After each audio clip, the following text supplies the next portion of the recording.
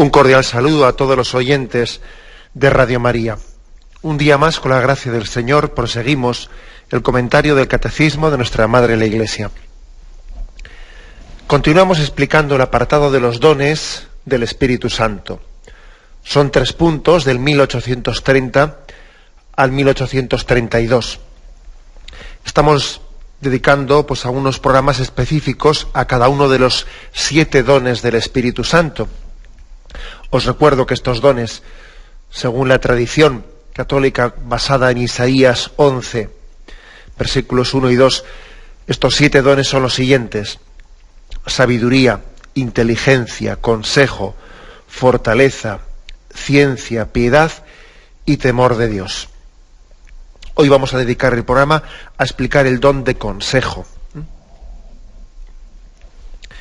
Pues bien, lo primero que tenemos que hacer para explicar este don es recurrir a la Sagrada Escritura, que es fuente para nosotros, para nuestra reflexión teológica, nuestra doctrina espiritual está bebiendo de la Sagrada Escritura como de su fuente. Y lo primero que vemos en la Sagrada Escritura, por ejemplo en Isaías capítulo 55, versículo 8, lo primero que vemos es cómo el Señor nos recuerda que hay una gran distancia entre el pensamiento de los hombres y el pensamiento de Dios. Dice el Señor a través de Isaías: no son mis pensamientos vuestros pensamientos, ni mis caminos vuestros caminos. Acordaros de esa famosa frase del Señor a Pedro, ¿no?, en aquella reprensión que le hizo cuando Pedro se quería apartar del camino, o quería apartarle a Jesús del camino de la cruz. Aquella reprensión: tú, Pedro, piensas como los hombres, no piensas como Dios. Tus pensamientos son humanos, mundanos, ¿no? Hay una gran distancia, lógicamente, ¿no?, entre los pensamientos del hombre y los pensamientos de Dios. Hay una lógica muy distinta, ¿no?, entre la lógica del hombre, la lógica humana, y la lógica, si podíamos utilizar esa palabra, ¿no?, la lógica divina, la forma de pensar de Dios. Hasta el punto de que lo que nosotros estimamos como prudente es necio para Dios. Y lo que es prudente para Dios, nosotros muchas veces nos parece una locura, ¿no? Fijaros cómo el caso de la cruz concreta, ¿no?, que dice San Pablo, recuerda que es locura para los judíos, escándalo para los judíos y necedad para los gentiles. Lo que para Dios pareció prudente, Dios entendió que en su prudencia divina debía de elegir el camino de la cruz para redimirnos, ¿no? Y esa era la lógica divina, que para nosotros era algo incomprensible, ¿no? Escándalo para los judíos, porque ellos decían: pero ¿cómo es posible que el Dios todopoderoso, el Dios que se ha revelado en el Sinaí, elija el camino de la cruz? Eso es un escándalo. Y una necedad para los griegos, para los gentiles, que decían: pero qué estupidez, ¿cómo es posible que el sufrimiento, que el mal sea camino del bien? Qué estupidez, ¿no? Bueno, pues la lógica divina es distinta a la lógica de los hombres. Como Dios dista de los hombres, también sus caminos distan de los nuestros, ¿no?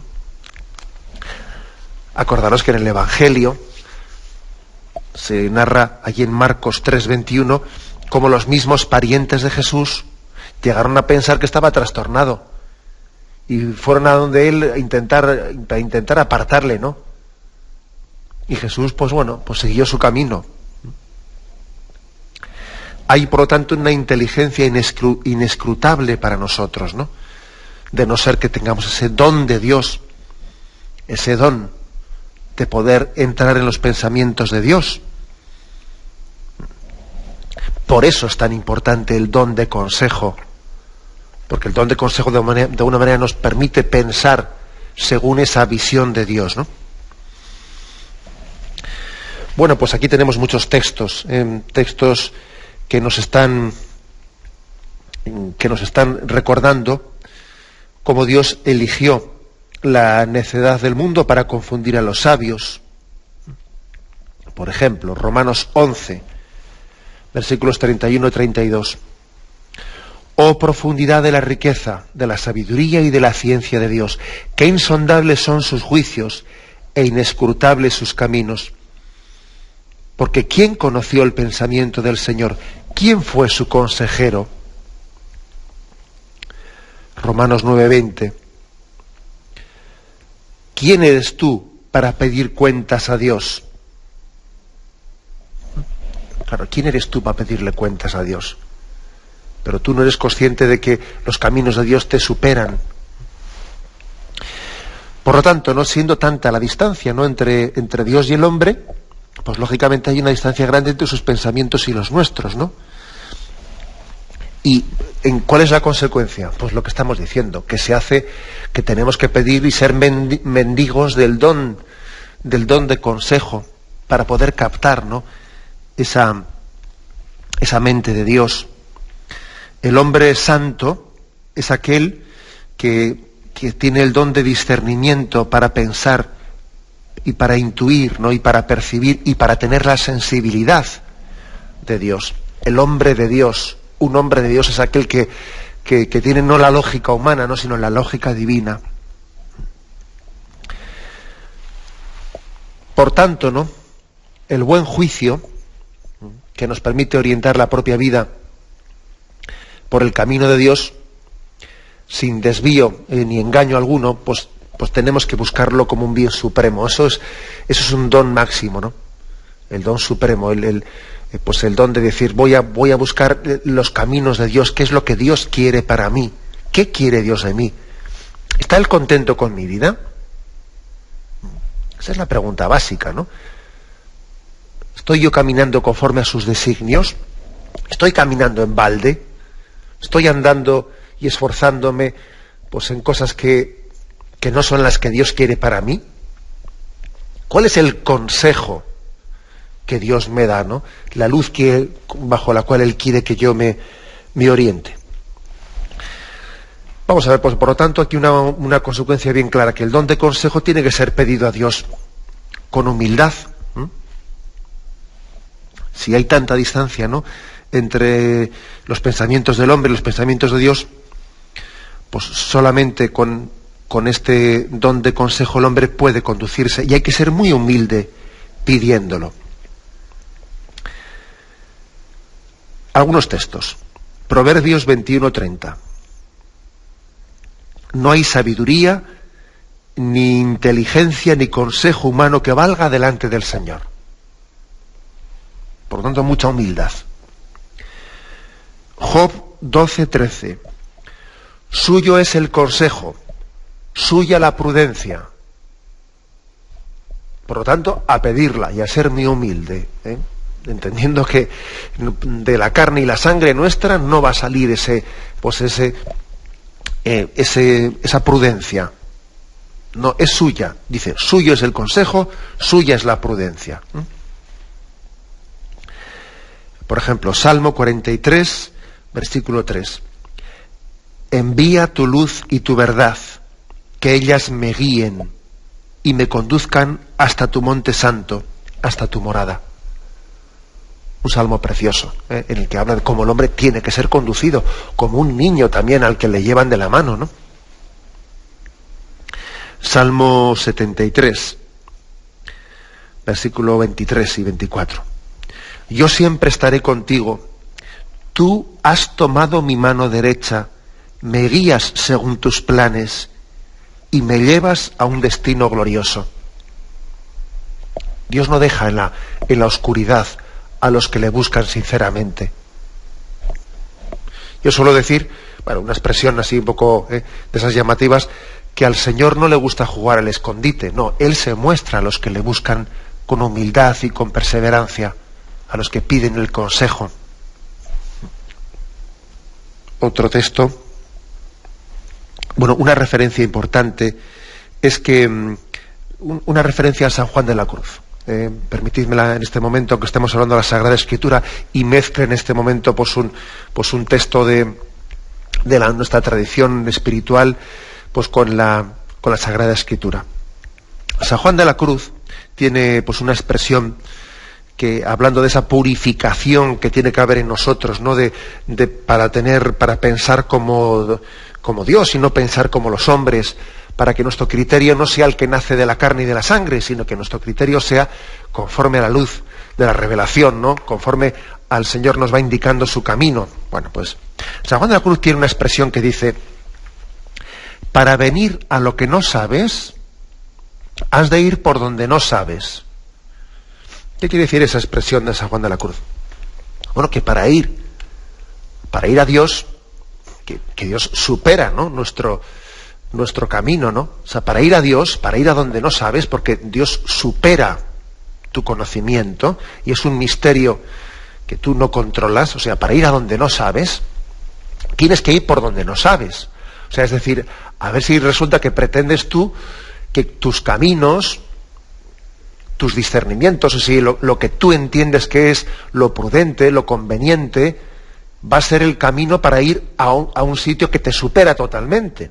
No, dice él, para ir a donde no sabes, para ir a Dios, que es un misterio que te supera, tienes que ir por donde no sabes, es decir, por un camino que supera tu prudencia humana, que es el camino de la cruz. Que lógicamente es el camino que tú no sabes, ya te lo irá descubriendo Dios. Es una frase impresionante, esta de San Juan de la Cruz. ¿Qué quiere decir? Pues que hay que pedir el don de consejo para ver qué camino es el que el Señor en su providencia nos va a ir descubriendo, y cómo discernirlo y cómo ir encontrando la voluntad concreta de Dios para nosotros, ¿no? En resumen, que el buen consejo, el don de consejo, tiene que ser buscado en la palabra divina. Lámpara es tu palabra para mis pasos, luz en mi sendero. Salmo 118. ¿Eso qué supone? Pues un camino de purificación. Si decimos eso de que lámpara es tu palabra para mis pasos, si yo quiero que Dios me ilumine, lo que tendré que hacer es purificar mi mirada, ¿no? Purificar mi corazón, que están sucios por el pecado.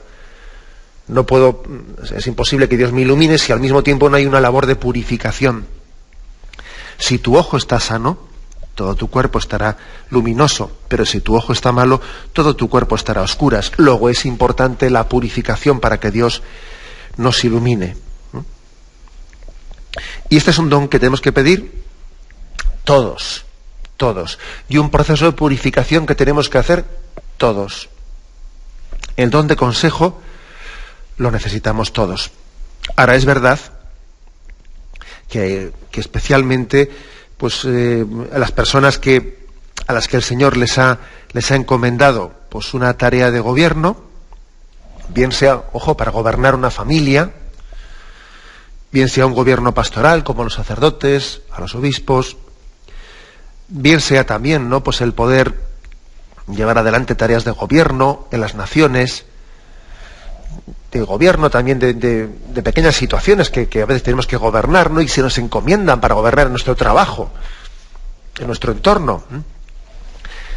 Las personas a las que el Señor nos ha encomendado, ¿no?, tareas de gobierno en un contexto social, familiar, político, eclesial, en el que fuere, ¿no?, tenemos que pedir mucho, pues el don de consejo, y saber que tenemos que ser mendigos de esta gracia, invocar mucho al Espíritu Santo, familiarizarnos con Él, sabiendo que la tarea que se nos ha encomendado no tener nunca la presunción de sentirse seguros, ¿no?, ante lo que se nos ha encomendado, sino que muy humildemente, ¿no?, hacernos mendigos de este don de consejo. Tenemos un momento de reflexión y continuaremos enseguida. Continuamos en este programa de Catecismo de la Iglesia Católica, continuamos explicando el don de consejo.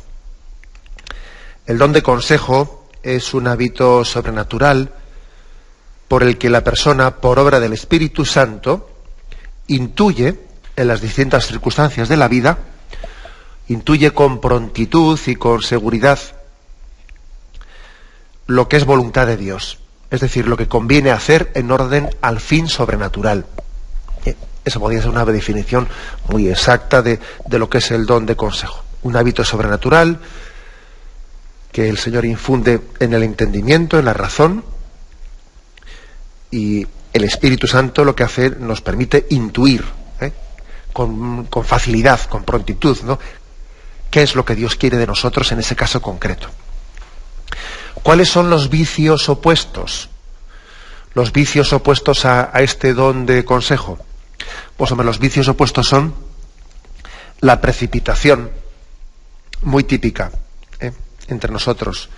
La precipitación, pues que hoy en día además yo creo que eso de la precipitación, la impulsividad, etcétera, con tanta ansiedad y como tenemos, ¿no?, es casi, yo diría, un signo de estos tiempos, ¿no?, desequilibrados. La impulsividad, la prisa, hacer las cosas sin consultarlas, ¿no?, sin aconsejarse de nadie, y luego, según las estamos haciendo, ya las estamos lamentando, ¿no? No tener la capacidad de saber esperar, no, sino llevarnos por la impulsividad. Ese es un vicio muy extendido entre nosotros. Pero ojo que también es un vicio también contrario al don de consejo, el de la excesiva lentitud, también, o sea, la excesiva lentitud también es un pecado o es un vicio opuesto, porque a veces puede ocurrir que por temor, que por miedo, por dejarnos arrastrar por la tentación del miedo, ojo que el miedo es una tentación, pues uno se demora en exceso, permite que ciertas situaciones indebidas se enquisten por no afrontarlas, por no hacerles frente, porque sabe que eso tarde o temprano hay que afrontarlo, y lo vas dejando, y lo vas dejando, y lo vas dejando, ¿no? Y es una tardanza imprudente. Eso también es importante decirlo, porque no solo la precipitación, sino también la excesiva lentitud, también pues es un vicio opuesto, ¿no?, al don de consejo. La temeridad, ¿no? La temeridad nace de la autosuficiencia y de la presunción. La temeridad es que quien se piensa que se come el mundo, ¿no?, quien se piensa que él es autosuficiente para hacer las cosas, que no necesita ayuda ni consejo de nadie, que él solo, ¿no? Eso es ser temerario, ¿no? Una persona temeraria, pues sí, también es un vicio contra el don de consejo. Bueno, pues acordaros de que en programas anteriores hemos insistido mucho en la explicación entre lo que es virtud y don. Virtud y don. Y poníamos ese ejemplo de cómo la virtud supone pues que el hombre tiene que conducirse en ella ejercitando todas sus potencias y haciendo todo el esfuerzo para ejercitarlas. Poníamos el ejemplo de la barca que se mueve con los remos. Y decíamos cómo en el don, cuando actúan los dones, pues es el propio Espíritu Santo el que actúa en nosotros, no el que toma las riendas. Y en el ejemplo es cuando la barca se mueve, no ya con los remos, sino cuando sopla el viento y las velas se ven henchidas y el barco se mueve con facilidad, ¿no? Bueno, pues así también, en este caso concreto del consejo, la virtud es al don lo que la prudencia es al don de consejo, es decir, la virtud es la virtud de la prudencia, pero cuando ya se convierte en don, es el don de consejo.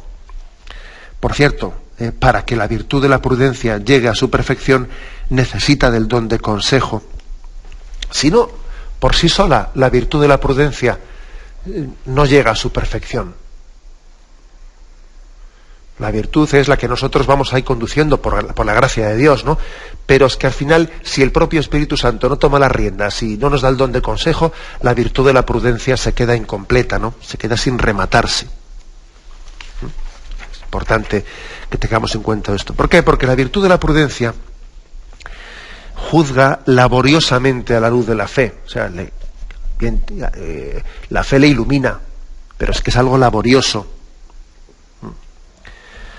Laborioso porque, en primer lugar, la virtud de la prudencia se suele ver muy condicionada por el temperamento propio.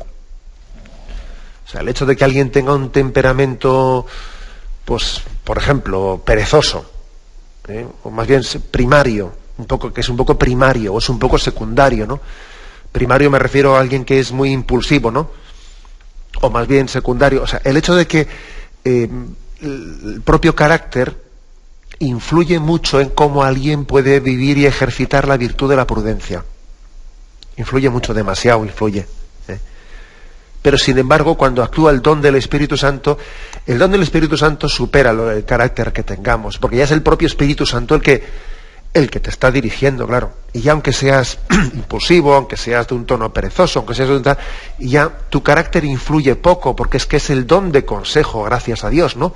El que completa y complementa lo que la virtud de la prudencia tenía muchas dificultades, ¿no?, para llevar a término. También la virtud de la prudencia, pues lógicamente está muy condicionada por las informaciones parciales que recibe, inexactas a veces, claro. Si a alguien le dan informaciones mal dadas, a ver cómo él va a ejercitar bien la virtud de la prudencia, porque es que le han informado mal, y entonces, claro, es así, eso es súper lógico, ¿no? Además no es culpable de ello, si le han informado mal. Sin embargo, el don de consejo es capaz de ver más allá porque es que es el propio Espíritu Santo el que está en nosotros dándonos una intuición. No es ya lo que te han dicho, es que el Espíritu Santo supera, ¿no?, esos datos. Otra cosa además en la que se ve que hay una diferencia grande entre la virtud de la prudencia y el don de consejo, pues que se ve que cuando estamos hablando a nivel de don y no de virtud, pues se intuye en cada caso concreto, pues el Espíritu Santo da una intuición muy grande sobre lo que conviene en cada caso, con rapidez y con un seguro discernimiento. Es muy intuitivo, ¿no? El don de consejo es intuitivo, así como la virtud de la prudencia supone un razonamiento largo, a ver, pros y contras, etcétera, ¿no? Y la virtud de la prudencia pues tiene que estar haciendo un trabajo laborioso y largo. El don de consejo es muy intuitivo y con toda facilidad le permite a uno ver una cosa, ¿no? Y uno dice, pero lo veo claro, es que el Espíritu Santo te ha iluminado. Cuando uno tiene esa luz interior de ver claro una cosa, ¿no? Bueno, pues este es un discernimiento que creo que es hermoso, ¿eh? Es ya digamos un modo divino de poder operar en esta vida. La consecuencia es, ¿no?, sin el don de consejo, sin ese don de consejo, ¿cómo podrá el hombre? ¿Cómo podremos, no? Pues discernir las circunstancias con rapidez, ¿no? Que a veces son complejas las circunstancias. ¿Cómo podremos conocer con seguridad la voluntad de Dios? ¿Cómo distinguiremos la voluntad de Dios de mis inclinaciones y de mis elucubraciones, ¿no?, y de mis ocurrencias? Que a veces se suele decir que solemos confundir lo que Dios me ilumina con mis ocurrencias, y no lo mismo, ¿eh? Uno puede equivocarse y puede confundir ocurrencia con iluminación de Dios. Entonces hace falta el don de consejo, y pedirlo mucho y orarlo, ¿no? Y saber que solamente en la oración no vamos a obtener ese don tan grande y tan precioso.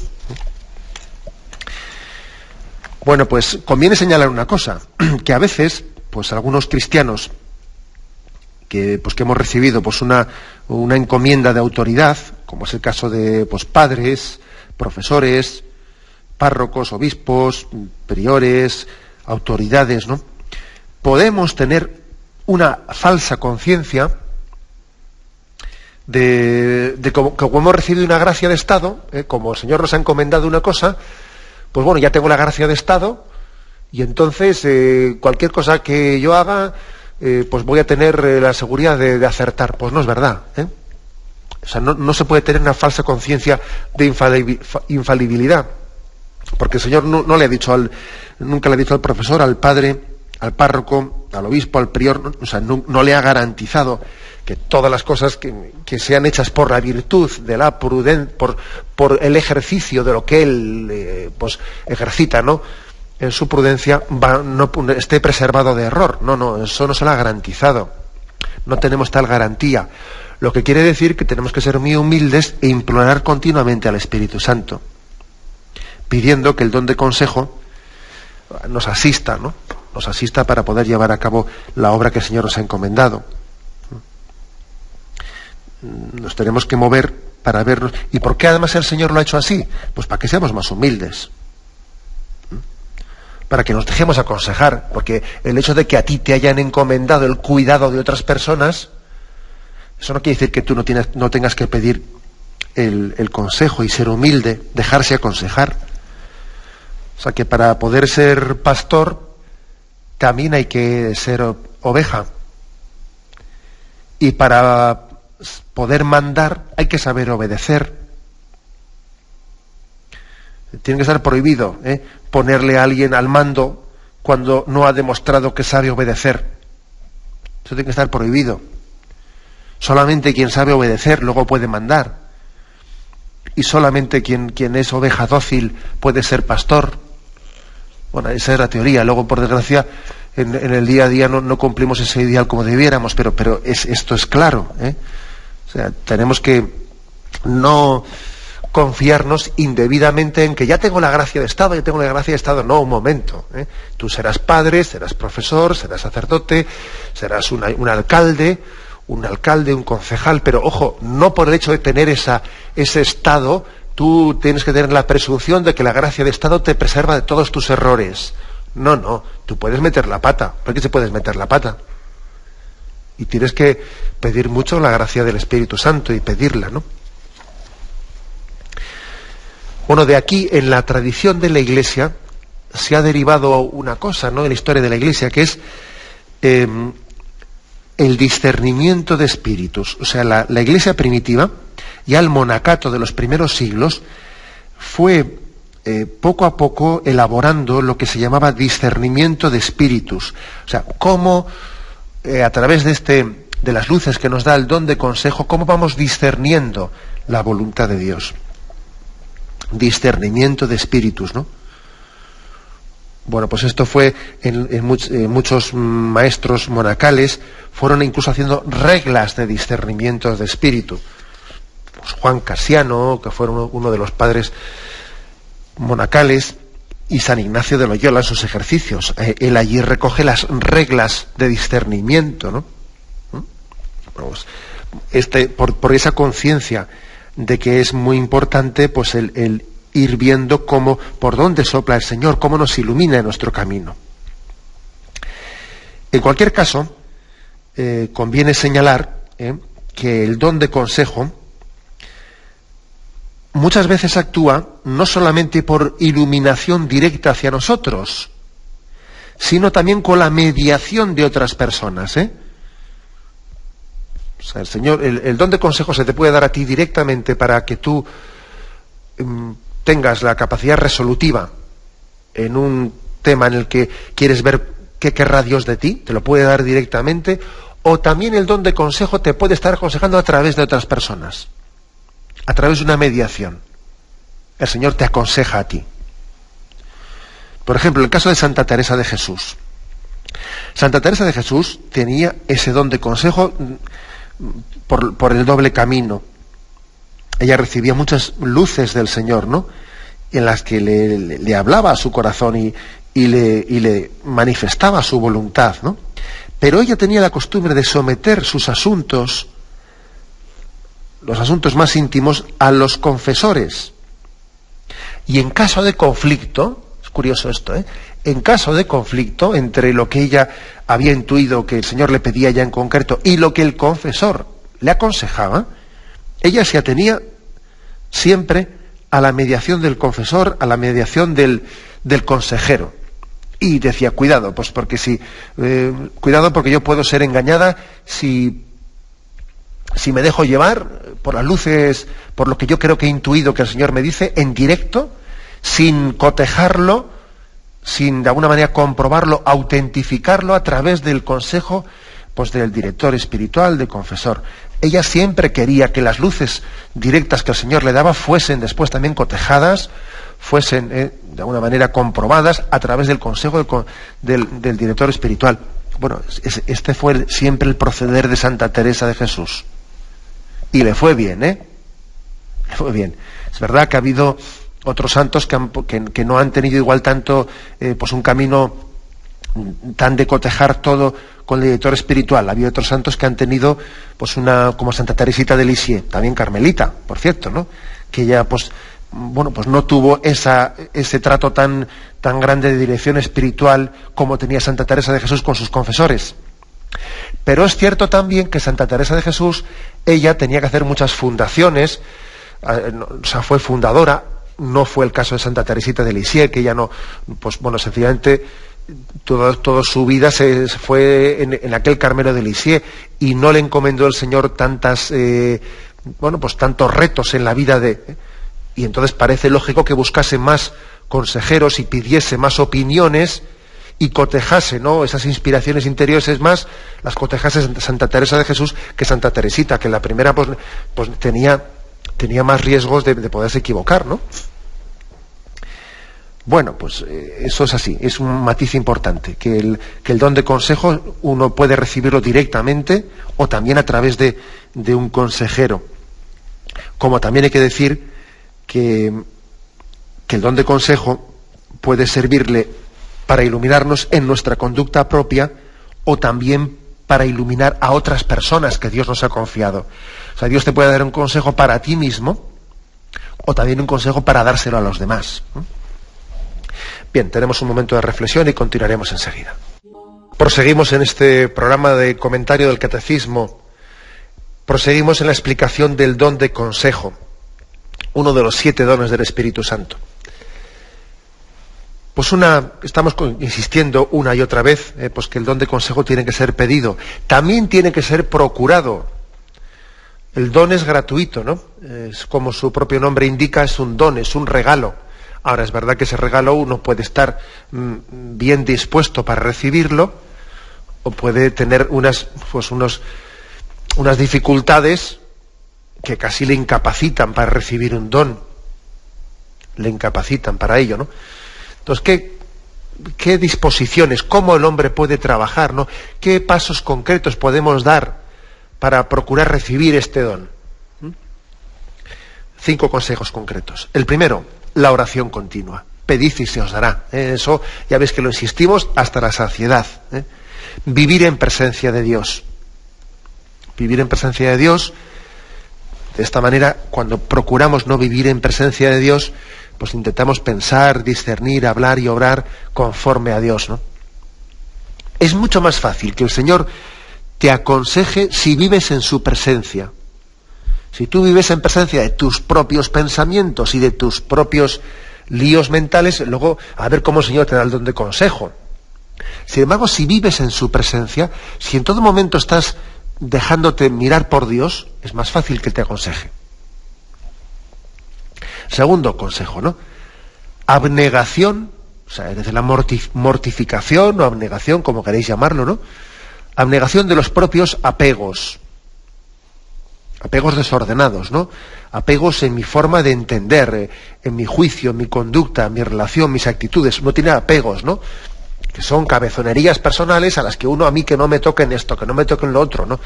Si uno no tiene mortificación de esos apegos personales, es muy difícil que el Señor le pueda dar el don de consejo. Los apegos consentidos, ¿no? Cuando alguien, pues uno tiene un apego, por ejemplo, a su manera de descansar, o tiene un apego en su manera de divertirse, tiene un apego en la manera de gastar el dinero, tiene un apego en sus amistades, en lo otro, lo de más allá. Si una persona tiene apegos así consentidos, digamos, ¿no? A ver cómo le da el Señor el don de consejo. Porque él va a la suya le a suya, ¿no? Tercer consejo, pues vivir mucho la virtud de la humildad. Porque es que la virtud de la humildad nos libra de imprudencias, de prisas, de miedos, de temeridades, y además a uno le hace tener conciencia de hasta qué punto necesita del consejo de Dios, ¿no? O sea, la virtud de la humildad es lo contrario de la temeridad. Bueno, pues es que es muy importante, ¿no?, que uno sea humilde para que así se disponga a recibir el don de consejo. Cuarto consejo, o cuarta disposición receptiva, leer vidas de santos. Porque yo creo que si uno se familiariza con las vidas de los santos, pues ve de qué manera está actuando el don de consejo en ellos. Ve cuál es la lógica divina en los demás. La lógica divina, cuáles son los caminos de Dios, ¿no? Y va viendo cuál es el estilo de Dios en hacer en el prójimo. Es decir, se connaturaliza. Sí, se connaturaliza, podríamos decir esa expresión. Pues se acostumbra a lo divino, se acostumbra a cómo el Espíritu Santo actúa en los santos, ¿no? Y entonces, digamos, se va familiarizando con la lógica de Dios, de manera que después no le resulte escandalosa o no le parezca una locura. Como decíamos antes, ¿no? Que la cruz del Señor era escándalo para los judíos, necedad, locura para los gentiles. Claro, si uno ve la vida de los santos y se familiariza con ella, pues va viendo cuál es la lógica de actuar de Dios. Y entonces, cuando el Señor le ilumina, a él no le parece tan raro, no le parece estridente, porque lo ha visto cómo le ha iluminado a los demás. Qué importante es esto, ¿no? Que leamos vidas de santos, que nos hagamos pues en la biblioteca que tengamos en casa, con las películas de santos que haya por ahí, pues editadas. Ojalá también no se puedan ir traduciendo al castellano muchas películas de vidas de santos preciosas que hay en Italia, en italiano. Ojalá las vayamos poco a poco traducidas. Qué importante es que nos familiaricemos con la vida de los santos, Bueno. Y por último, la última disposición, último consejo, pues bueno, pues vivir la virtud de la obediencia. Un poco ya lo he dicho hace un rato, que si no sabes obedecer, pues a ver cómo el Señor te va a dar el don de consejo. La obediencia está frenando un espíritu soberbio que es totalmente incompatible con el don de consejo. Es impensable, ¿no?, que el espíritu actúe pues en el que está de una manera soberbia resistiendo o desoyendo al magisterio apostólico. Claro, impensable, ¿no? Menospreciando la disciplina eclesial, actuando a escondidas de sus superiores o en contra de ellos. ¿Y luego qué pretende él? Que tener el don de consejo, pero hombre, es absurdo, es absurdo. A veces se escucha por ahí, ¿no?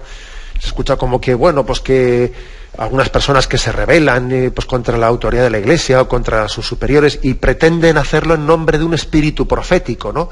Que el espíritu profético les inspira a ellos pues para rebelarse y para ser desobedientes, ¿no? Hay que hacer un gesto profético atrevido. Ya. A eso se le llama pretender canonizar tu soberbia, llamándole espíritu profético, que es el colmo ya, ¿no? El colmo es que pretendemos todavía bautizar y canonizar nuestra propia soberbia. El Espíritu Santo no sopla donde hay soberbia. El Espíritu Santo asiste a los humildes y les da el don de consejo a los humildes. Bueno, pues por lo tanto, ¿no? Estos son los cinco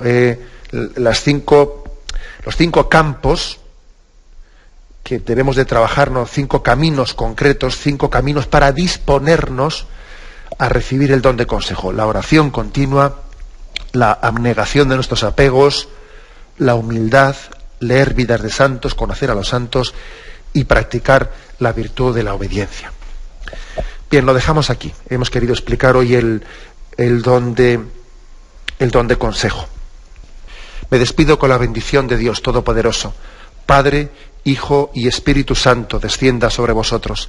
Alabado sea Jesucristo.